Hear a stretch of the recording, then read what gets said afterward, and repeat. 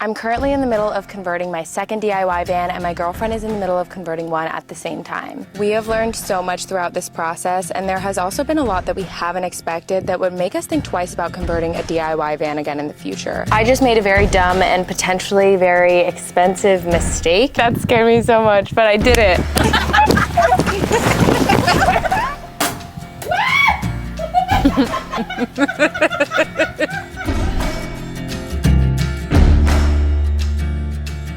I think the average first-time builder will take about 3 times the amount of time to build their van than they estimated they would. I thought I would build this van in 2 months. It's now been 4 months, and I still have a long ways to go, and I think this is because of the skill requirement needed to build a camper van.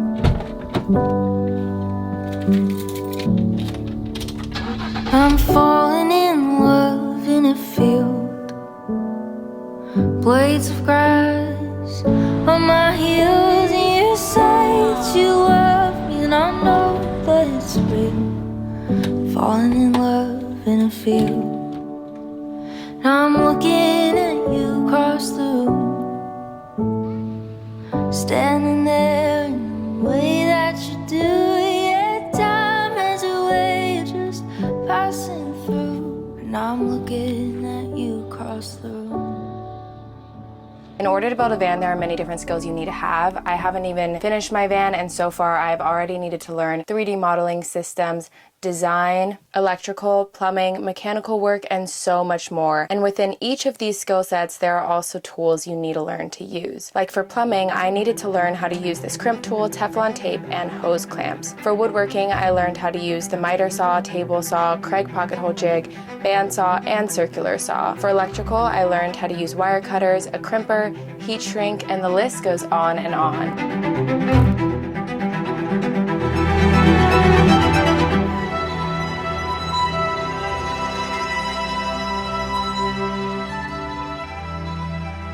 I'm gonna finish up my recirculating hot water pump. This is going to enable me to have instant hot water in the van. In my last van, I didn't have this feature, and I would turn on my water heater, but it would take so long for it to go through the pipes to reach my sink or my shower. So I would just be taking a cold shower or like washing the dishes with cold water until the hot water came. It takes a second for the hot water to go through the pipes, so it will be cold at first. So I either wait and I just put the water out and I waste a little of cold water, or I just accept the cold, which I think I'm gonna do today.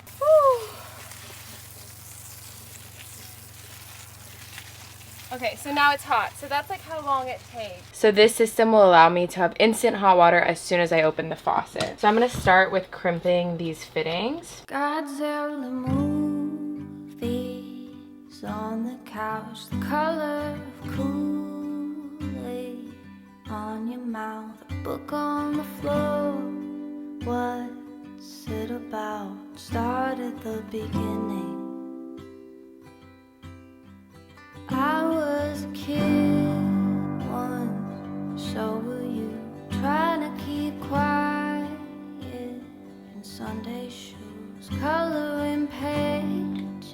Another limitation for a DIY van build is the cost. If you decide to do it yourself, it is going to be cheaper than paying a van builder to build one for you, but this can still be pricey. This 2021 Ford Transit van cost me over $45,000 for the van itself, and I've already spent over $15,000 in parts for it. I'm really lucky because while I'm doing this van build, I do have the opportunity to live with my parents, to use their workshop and all the tools they have, but for a lot of people, you will have to account the cost of buying new tools, the mistakes you're inevitably going to make, rent, and potentially even a workshop to build out the van.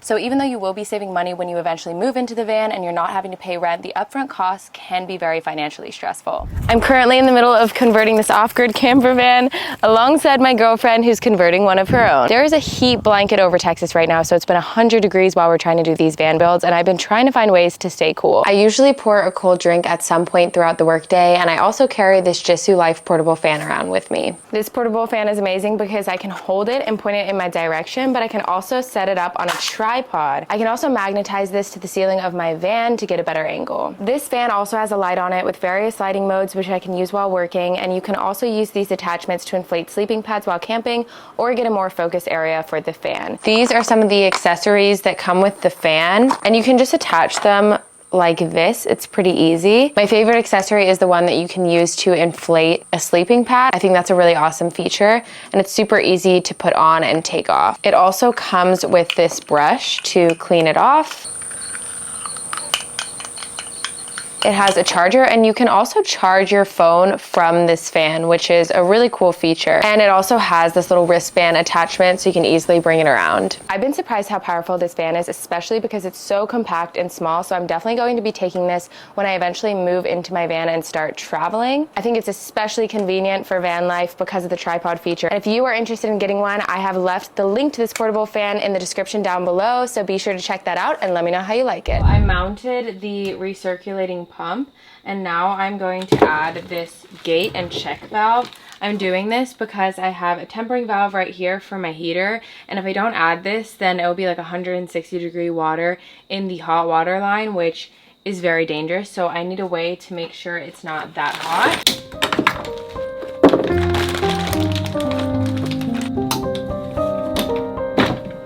Wait, I'm so dumb. I did not even pay attention to like what direction it's flowing, which is so dumb. It just coincidentally ended up being the right way. And now we're gonna add a couple of teas.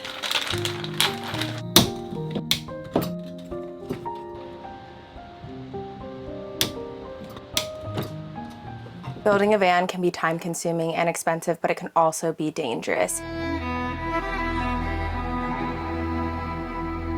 We did it. And we're alive to tell the tale. We're protected in here, okay? We are thoroughly protected. Oh my gosh.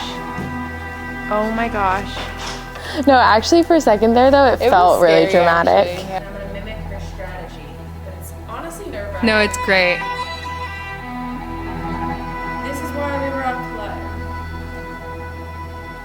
I have a friend who cut her hand on the table saw, and electrical is not a lighthearted task either. So if you already have health issues, you may want to consider that before building a DIY van. I'm going to connect some of the wires that go back to my DC to DC chargers to my car battery. That way I can charge my house batteries for my car batteries. So I first have to take this plate off to access it.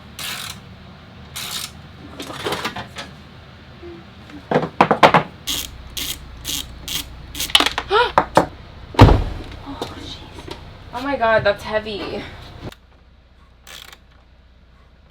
Building out this van has got to be one of the most stressful and overwhelming projects I've ever done in my entire life. I honestly have so much more respect for tradesmen after doing this. It feels like in every single step and every part of the project, there's going to be problems you're going to encounter. You're always having to problem solve. I think we may have a problem. It is seriously so delicate. It's really frustrating. It's not level, and I'm trying to get it level by layering the butyl tape. Dang, I broke it. When I put too many of these screws in, it becomes too rigid to put the rest in. I took this cross beam down, and I had been planning on it to go across. I knew it was an overhang, but I guess I just didn't really realize that I won't have any support. Definitely leaking through the bottom. I installed my window, and it is leaking everywhere, on the top, on the bottom. It's a disaster. That's not good. This did not go very smoothly, but tomorrow we're doing Tori's Max Air fan, and I feel confident that we will have a much more smooth experience. I might have to replan everything. There have honestly been so many days where I end the day just wanting to cry because it has been so stressful to problem solve and to feel like everything's going wrong. Obviously, some of those mistakes and feelings subside as you do it and you learn, but I honestly just think making mistakes is part of the learning process. Yesterday, I finished setting up the wiring in the front of the van for the DC to DC charger. I also set up a trickle charger. That way, if I'm parked at a campsite for a week or 2 weeks, I can charge my car battery from my Battleborn batteries so that my car battery doesn't die or isn't damaged. So I'm really excited about that feature, and today I'm going to run wiring.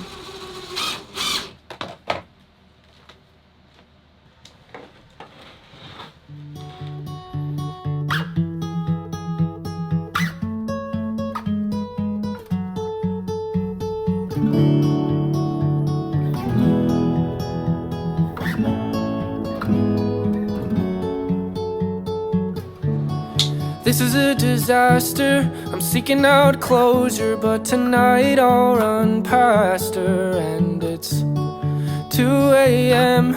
And the bed gets colder with the thought of the last guy that had her.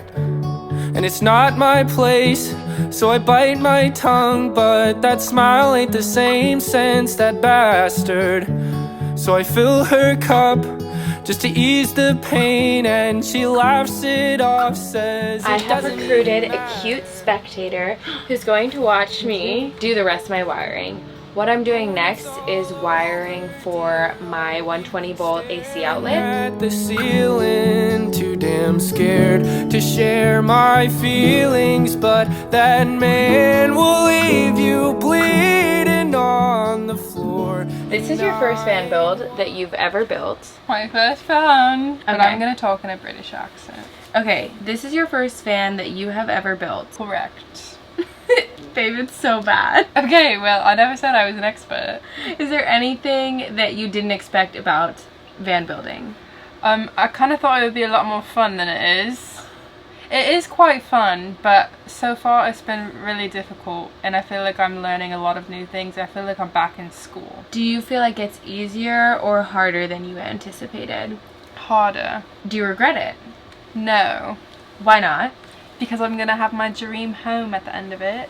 Let me interview you. This is your second van. How does this van compare to your last van? Harder. What about it makes it harder? This is more of a luxurious van, more my dream van that has a bunch of different components that I didn't have in my last van, which was pretty simple.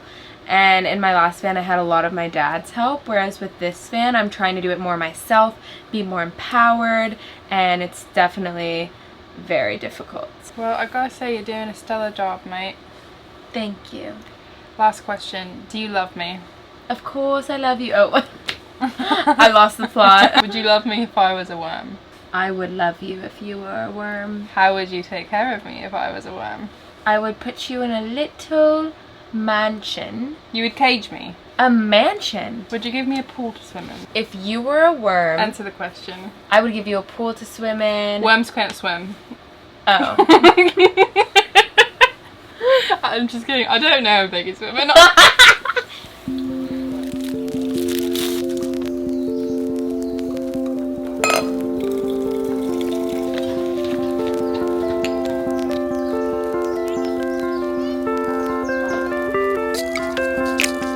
The last reason why I think you shouldn't build a DIY camper van is if you have any type of commitment issues, because no matter how quickly you build a van, it is still a long-term commitment. It is still hard. So if you are prone to giving up halfway through a project or losing focus or losing interest, I would definitely reconsider building a van. Those are all the reasons I would advise you not to build a DIY camper van.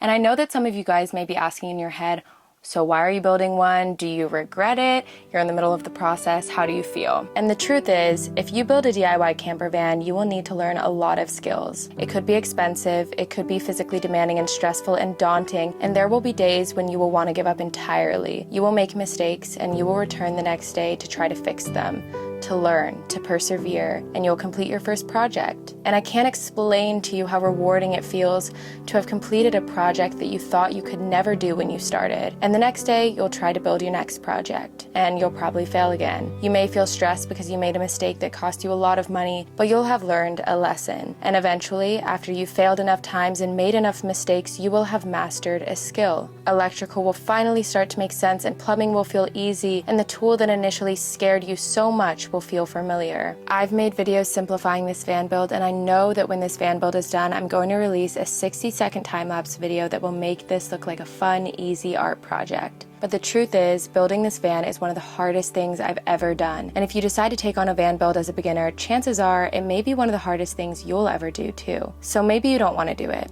Maybe building a van isn't for you, and that's perfectly fine, because there are a lot of circumstances that would make me not want to tackle a van build. If you do still decide you want to build a van, I can't promise you that it will be easy, but I will promise that you will feel so proud when it's done. Nothing will feel more like home than the one you built from start to finish with your own 2 hands. And when it's all over, you will have skills that will serve you for the rest of your life. I don't know how much longer this van build will take me, but if you are interested in seeing the rest of the build and the journey, be sure to subscribe and turn on notifications so you don't miss out. And before I go, I kind of wanted to give you guys a sneak peek of the layout, because I haven't really shared too much of my plans with you guys.